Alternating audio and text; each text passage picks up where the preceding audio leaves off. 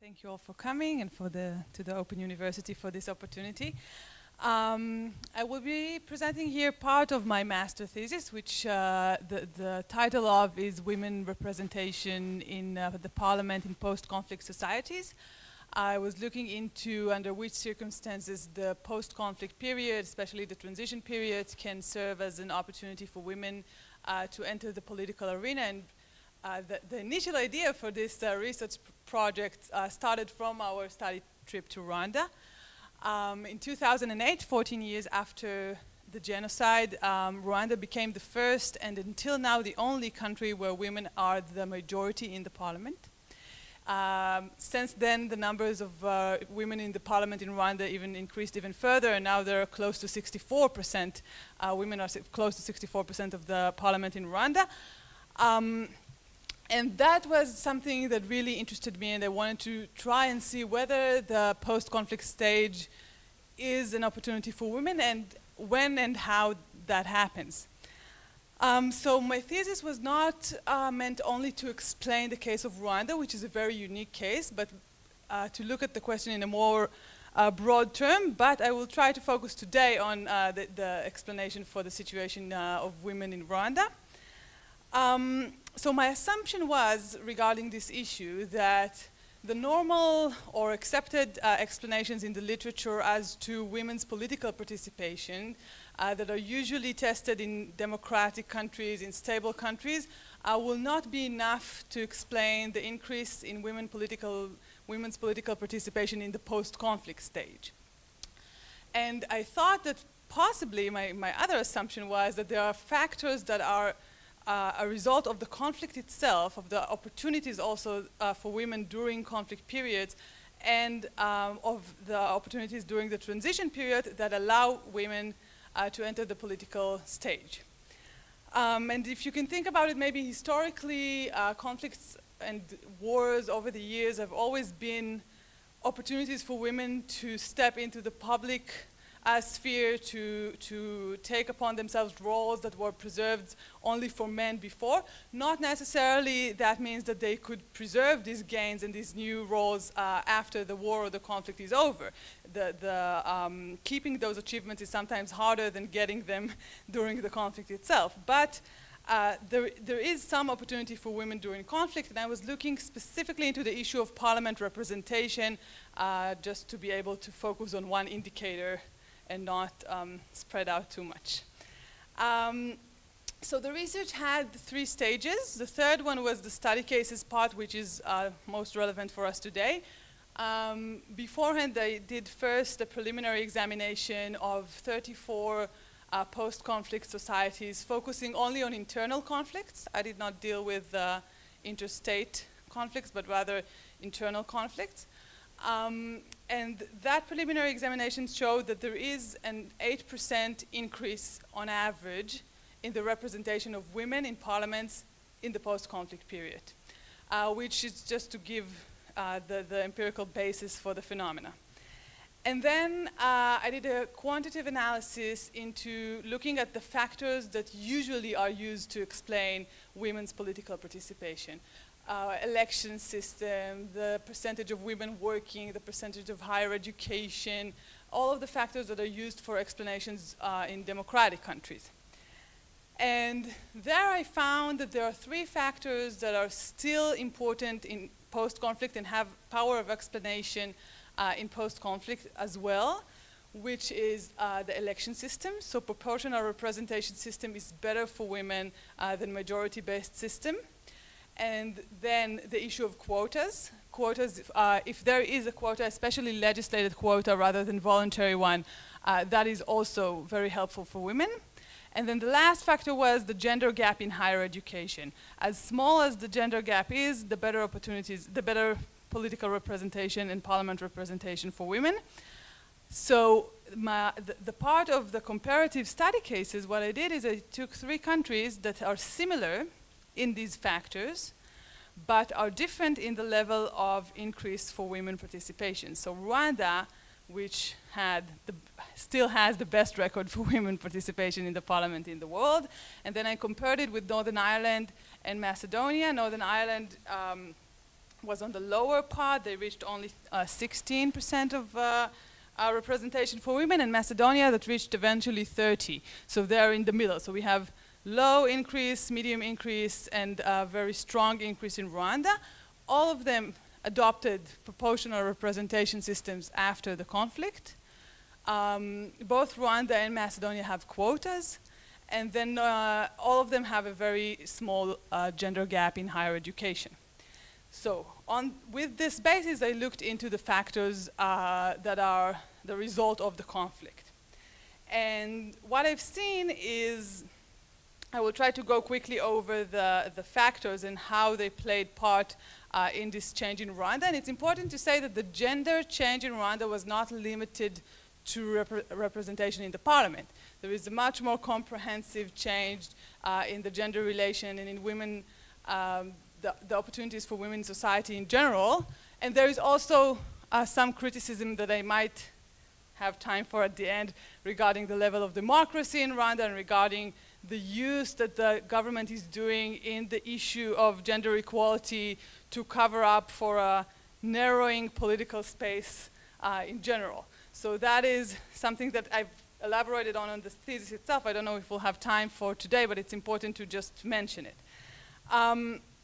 So the factors that played, since Rwanda is the highest state between the three countries I looked into for women representation, then the assumption is that factors that took place and played a role in Rwanda but did not exist in the other countries would be very influential factors for women's representation. So the most prominent factor that was very clear to be significant in my analysis is the issue of unique or specific harm caused to women during the conflict. So in Rwanda, as I assume most of you know, we're talking about mass rape of women during the genocide.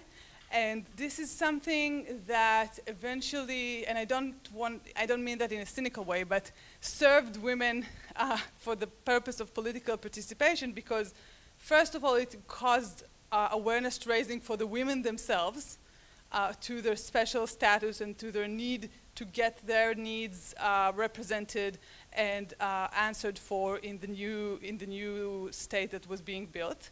And also, it draws the attention of the society and of the international community to the special needs of women in post-conflict. Now, this, of course, doesn't mean that women in conflicts where there have not been mass rape luckily doesn't have special needs. They also have different needs than males, but here there was an opportunity for that to be much more pronounced in the public discourse and be an issue on the table. It made gender an issue on the table in the transition period.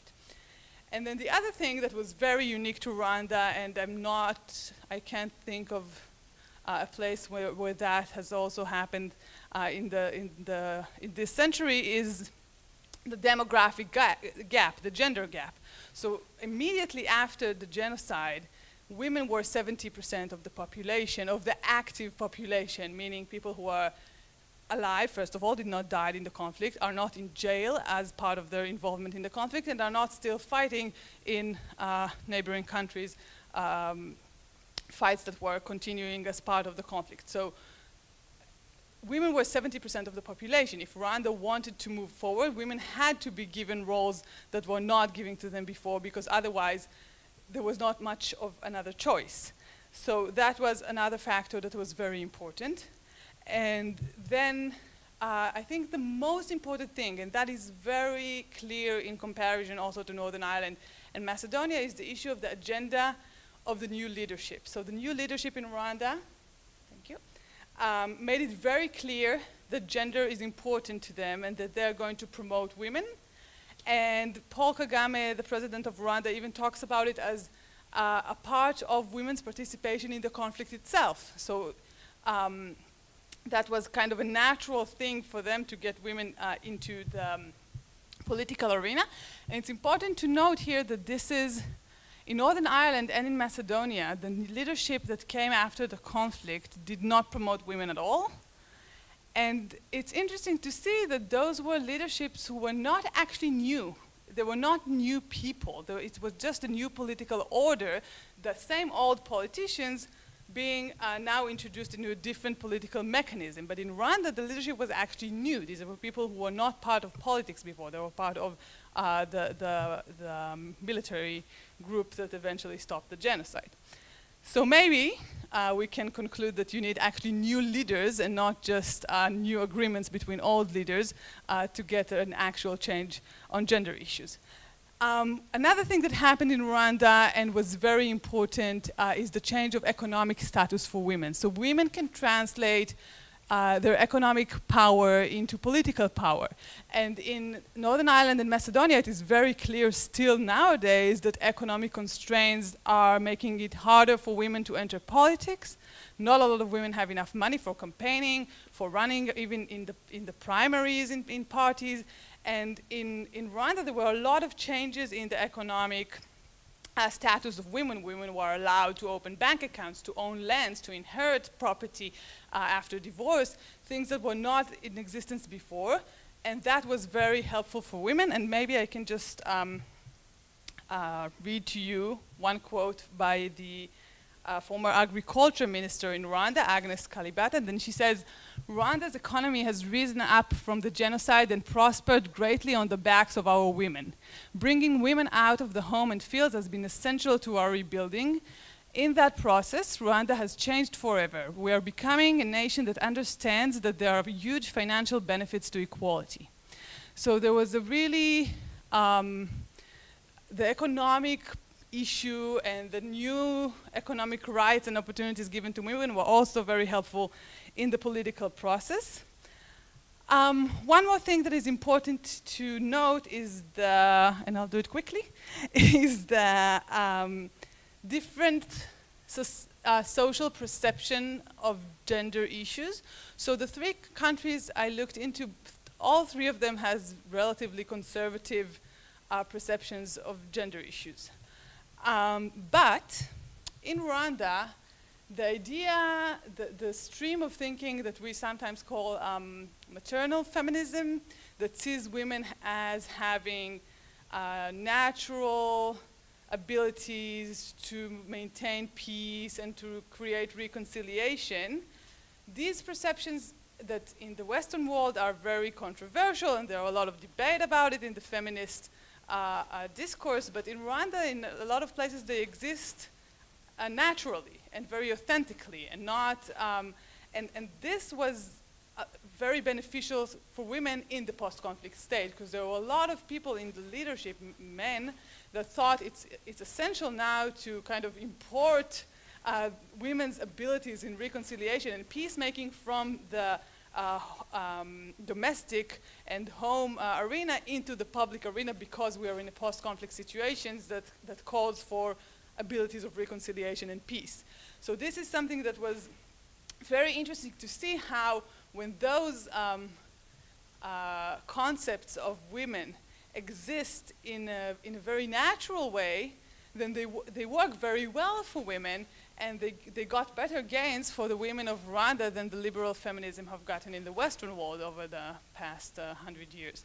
So last point, and there is other issues that I don't have time for, which is the involvement of women in actual violence during the conflict and the involvement of the international community. But the only thing that is very, very important is the level of public recognition that women get for their role in the conflict and in efforts for peace during the conflict. Because it was very clear, for example, in Northern Ireland, that women had a very big role in the peace movement in Northern Ireland and a very big role in the negotiations for the Good Friday Agreement, but they did not get enough public credit for it. And then that didn't help them much in the political life after the conflict was over. In Rwanda, there was a lot of public recognition for women's role, for the burden that women had to carry in keeping the society and the community together during the conflict and afterwards, in adopting tens of thousands of orphans, in the specific aspect of harm that was caused only to women during the conflict. All of this was very well recognized, And this is something that might be a good lesson for women in other places around the world, that if the role of women in civil society during conflict, in efforts for peace, must be recognized by the general public. And if it is not recognized, then it's not going to serve as the leverage that it can serve in the transition period.